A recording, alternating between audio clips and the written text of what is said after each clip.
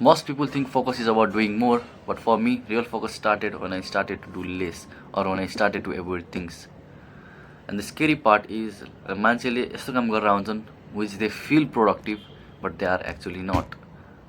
So आजको भिडियोमा म मोटिभेसन अथवा डिसिप्लिनको ह्याकर चाहिँ दिन लाग्यो होइन आजको भिडियो चाहिँ म एकदमै सिम्पल कुरा नै गर्न लाग्यो तर सिम्पल बट मच हार्डर के एन्ड मोस्ट पिपुल हुन्छ एउटा कुनै राम्रो एउटा केही गरेको मान्छेले देख्यो भने दे थिङ्क यसले के गर्यो होला वाट डिड हि डु भन्ने क्वेसन गर्छ नि तर दे नेभर आक्स what did he didn't do अनि त्यसले चाहिँ के गरेन जसले गर्दा यो त्यहाँसम्म पुग्यो भन्ने अनि it's not about what you do it's about what you stop doing र यो चाहिँ धेरैले रियलाइज गरेर आएको हुँदैनन् होइन अनि मेरो पनि प्रिपरेसन बेला आई वाज नट फेलिङ मलाई चाहिँ मार्क्स नबढ्ने थिएन due to me not doing hard work मैले मिहिनेत नगरेको कारणले मार्क्स अड्किरहेको नबढिरहेको चाहिँ होइन मेरो मार्क्स नबढ्नुको कारण चाहिँ मैले एकैपटक धेरै कुरा गरेँ कि which felt productive at that time but they were actually not त्यही भएर मेरो फोकस इम्प्रुभ गर्नलाई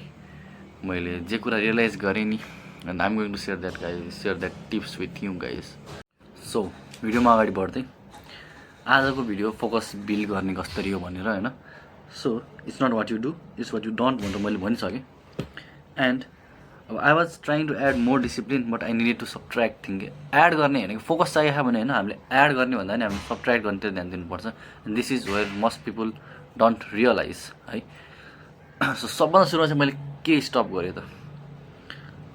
I stop chasing everything that felt productive अब यो भन्न त भन्यो यो भने चाहिँ के हो अब यसो सर्फेसली हेर्दा त म सिरियस देखिरहेको थिएँ मैले प्लानिङ गरिरहेको थिएँ मैले अर्गनाइज गरिरहेको थिएँ मैले हाइलाइट गरिरहेको थिएँ मैले भोलि के पढ्ने मैले पर्सि के पढ्ने गरिरहेको थिएँ होइन तर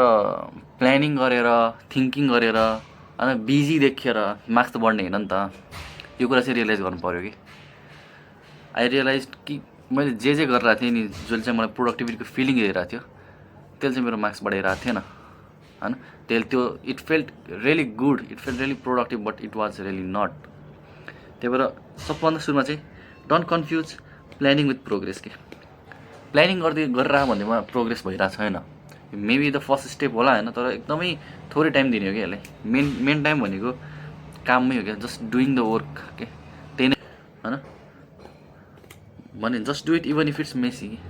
एकदमै पर्फेक्ट चाहिन्न कि मेन कुरा भनेको तिमीले काम गर्छौ कि गर्दैनौ यति हो कि तिमीले प्लानिङ गर्छौ कि गर्दैनौ त्यो मेन कुरा होइन कि तिमीले मेन कुरा भनेको तिमीले काम गर्छौ गर्दैनौ त्यही हो मेन कुरा होइन just doing the work is doing the work छ नि एउटा quote thinking about work is in doing the work reading about work is in doing the work telling others I will do the work is in doing the work preparing to prepare is not preparation just doing the work is doing the work त्यही हो main कुरा number 1 point चाहिँ stop doing everything that feels productive so यसरी नै अर्को चिज जुन मैले स्टप गरेँ जसले चाहिँ मेरो फोकसलाई इम्प्रुभ गर्यो and that was stop over stimulating myself before study यो त प्रिटी सेल्फ एक्सप्लेनेटरी पनि छ होइन के हो भनेपछि फोकस जुन छ नि त्यो पढ्ने बेला बन्ने होइन कि त्यो पढ्नेभन्दा अगाडि बन्ने चिज हो अनि तिमीले यस्तो काम गर्न थाल्यो जसले चाहिँ तिमीले ओभर स्टिमुलेट भएर राख भनेपछि तिम्रो त्यो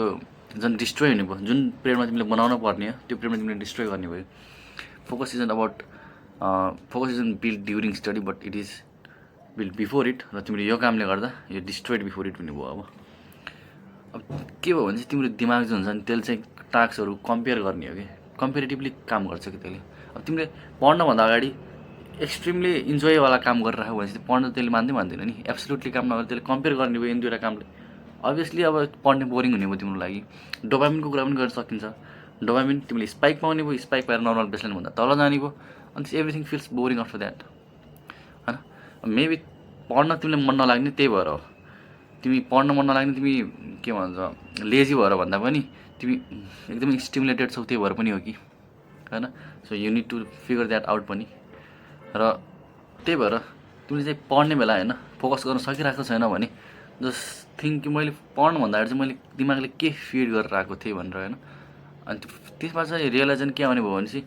मेबी इन्क्रिजिङ डिसिप्लिन भन्दा पनि रिड्युसिङ स्टिमुलेसनमा तिमीले हामी ध्यान दिनुपर्ने भयो कि जसले गर्दा तिम्रो फोकस इम्प्रुभ हुने हो एन्ड प्रोडक्ट त फोकस इम्प्रुभ पार्ने नै हो डिसिप्लिन बढाएर होस् स्टिमुलेसन घटाएर होस् सजिलो के छ त स्टिमुलेसन घटाउन छ नि त सो त्यो गरेपछि त सजिलो हुने भयो नि तिमीले फोकस इम्प्रुभ गर्नु फेरि यहाँ पनि मैले त्यही कुराहरू नै गरेको छु होइन पढ्ने बेला यत्रो कुराहरू दिमागमा आउने भयो क्या अब किनकि दिमागले कम्पेयर गर्छ अघिल्लोको टास्क र अहिलेको टास्कलाई Focus isn't built during study, it is destroyed before it if you do such things. If you normally तिमीले पढिरहेको छ भने केही पनि आउने भने दिमागमा, तर तिमीले सुरुमा केही गरेर स्टिमुलेट पारेर आफूले पढ्न थाल्यो अथवा केही काम गर्न थाल्यो भने चाहिँ तिमी डिस्ट्र्याक्टेड हुने भयो. Instead of trying to increase discipline, try to reduce stimulation. त्यही भएर